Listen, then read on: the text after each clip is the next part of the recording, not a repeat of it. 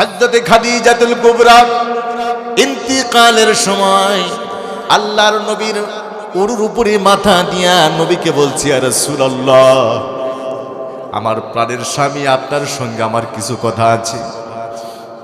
নবীজি বললেন, খাদিজা রে, তুমি কি বলবা বলো। হযরতে খাদিজা ডাকদা বলল, ইয়া রাসূলুল্লাহ, ইয়া হাবিবাল্লাহ, জীবনে আপনার কাছে আমি কিছুই তো চাই নাই, জীবনে আপনাকে কষ্ট দেই নাই। 40 বছরের একজন মেয়েকে 25 বছরের যুবক আপনি আমারে বিয়ে করলেন। আমি আপনাকে জীবনে কোনোদিন কোনো কষ্ট দেই নাই, আঘাত করি নাই, যন্ত্রণা দেই নাই।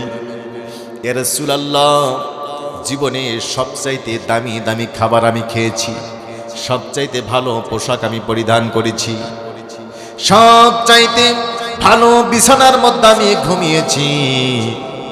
কিন্তু আপনার প্রতি ঈমান গ্রহণ করে ইসলামের জন্য সব দিয়ে আমি নিচ্ছ হয়ে গিয়েছি। আমার কোনো আফসোস নাই, আমার কোনো দুঃখ নাই, আমার কোনো বেদনা নাই।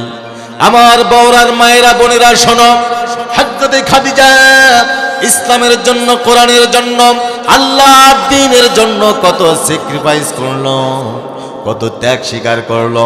এই জন্য তোমাকে যে বলে আইরে তার পিছনে যাইরে, আমার মা বোনেরা এই কাজ কিন্তু করা যাবে না।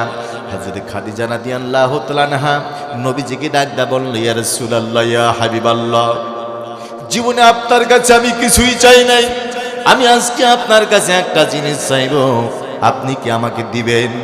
নবীজি আমার ডাকদা বললেন, খাদিজা, তুমি আমার কাছে যা চাইবা আমি সাধ্যমতে চেষ্টা করব, তুমি আমার কাছে কি চাও বলো।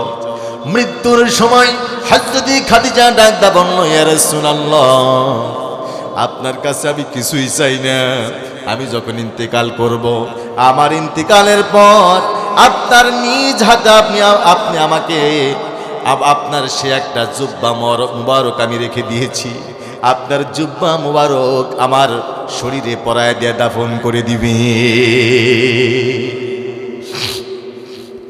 হে রাসূল, তোমায় ভালোবাসি, অন্তরে শুধু, মুখে নয়, জান্নাতের আশায় নয় গো রাসূল, জাহান্নাম কেউ ডরি না। তোমায় পাওয়ার